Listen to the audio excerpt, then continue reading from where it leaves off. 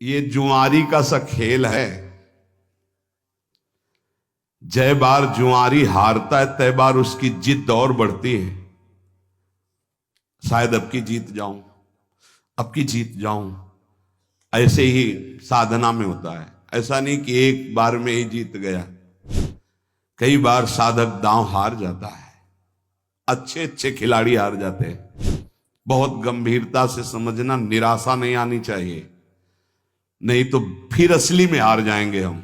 निराश तो नहीं होना, ये हमारी प्रार्थना है। साधक कभी निराश न हो कि अब क्या होगा, अब तो मैं हार गया। कुछ नहीं हारे, अंतिम श्वास तक हारना नहीं है, हारते हुए भी हारना नहीं। ये बात मान लेना। मैं हर बार कमर कसूंगा, अब की शायद जीत जाऊं, अब की शायद जीत जाओगे, निकल जाओगे। जब राग द्वेष की वृत्ति उत्पन्न हो तो साधक निराश ना होवे,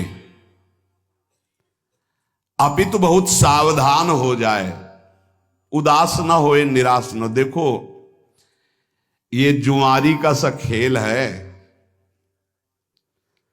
जय बार जुआरी हारता है तय बार उसकी जिद और बढ़ती है। शायद अब की जीत जाऊं, अब की जीत जाऊं। ऐसे ही साधना में होता है। ऐसा नहीं कि एक बार में ही जीत गया, कई बार साधक दांव हार जाता है। अच्छे अच्छे खिलाड़ी हार जाते हैं। बहुत गंभीरता से समझना, निराशा नहीं आनी चाहिए, नहीं तो फिर असली में हार जाएंगे हम। कई बार ऐसा होता है जीवन में, कई जगह राग हरवा देता है, हमको फिसला देता है। फिर एकदम सावधान हो। जैसे जुआरी के, अगर अब की जीत गए तो पूरी बाजी जीत जाएंगे, शायद अब की जीत जाएं, तो वो तो जीते ना जीते, जीता तो हारा, हारा तो हारा।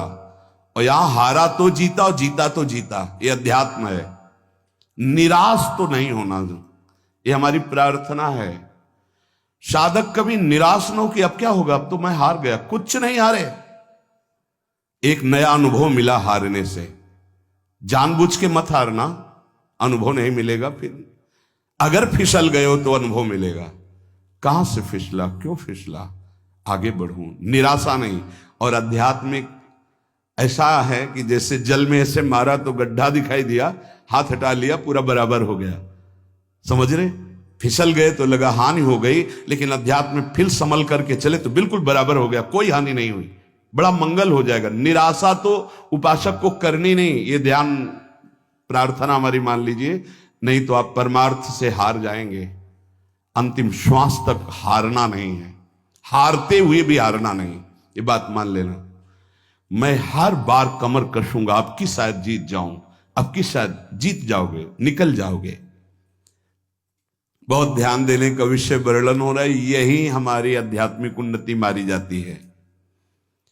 क्या होता है, साधक राग पूर्वक किसी कर्म में प्रवृत्त ना हो, किसी भोग में, किसी विषय में, किसी कर्म में आज्ञा मान करके कर्म में प्रवृत्त हो।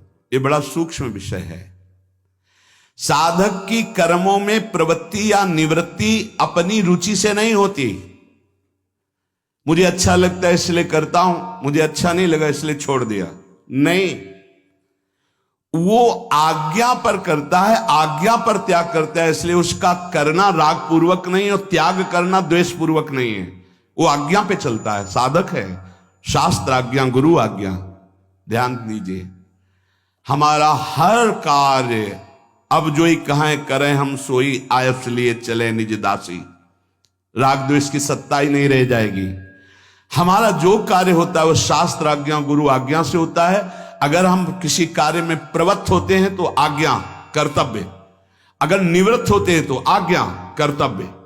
हमारा कर्तव्य ये नहीं करना चाहिए, शास्त्र आज्ञा, गुरु आज्ञा, इसलिए हम नहीं करते। द्वेष पूर्वक त्याग नहीं, राग पूर्वक ग्रहण नहीं।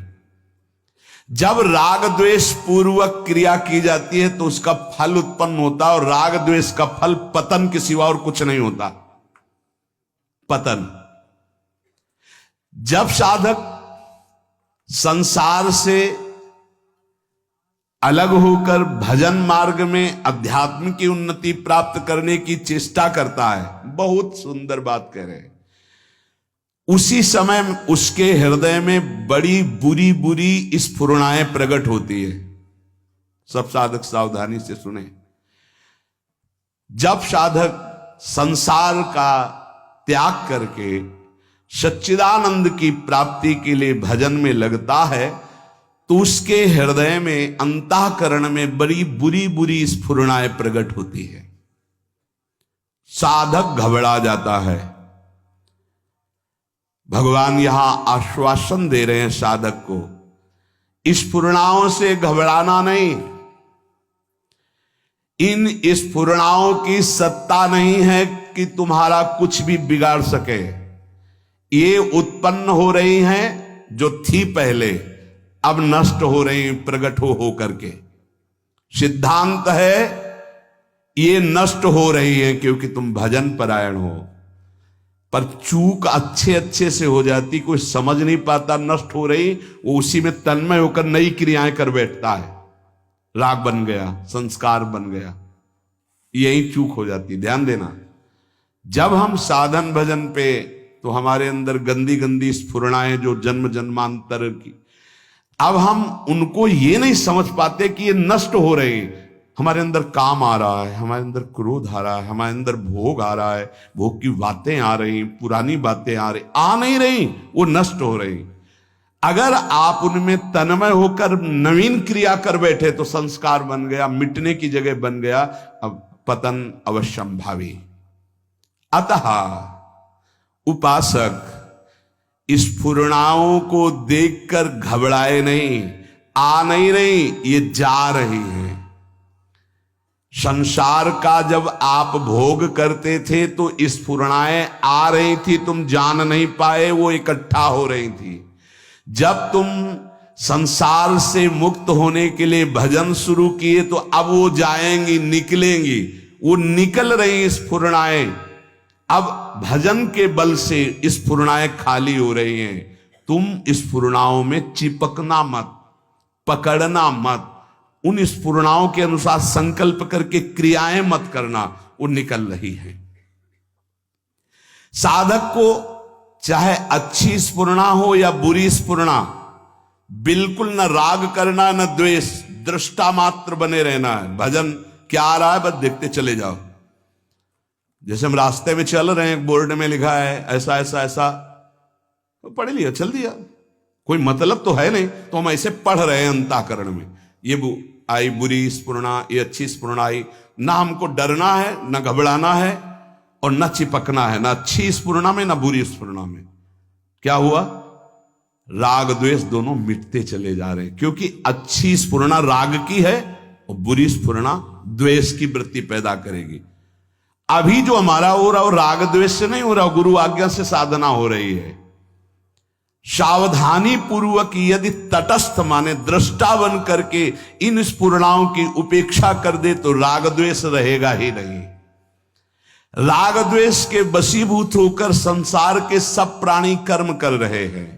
राग द्वेष पुष्ट होता है तो प्रकृति उसका स्वभाव अशुद्ध कर देती है। अशुद्ध स्वभाव होने के कारण वो भोग प्रधान बन जाता है।